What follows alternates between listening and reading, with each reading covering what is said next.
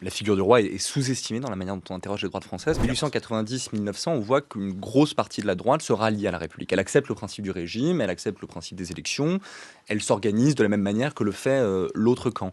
Mais elle conserve un imaginaire, elle conserve une doctrine, elle conserve une culture commune qu'on retrouve vraiment de la droite à l'extrême droite, qui est la culture de la contre-révolution. C'est-à-dire que même si on accepte le principe du régime, on en déteste ses origines.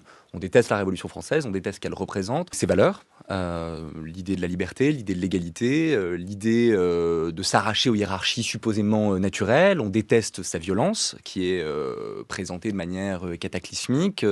On déteste l'idée qu'elle aurait amorcé le déclin de la France et que ça aurait été en fait le début d'une longue période de déclin qui se serait terminée en 1870 avec la défaite face à la Prusse. Donc on en déteste beaucoup de choses, on en déteste les figures, on en déteste la rhétorique, on en déteste la langue.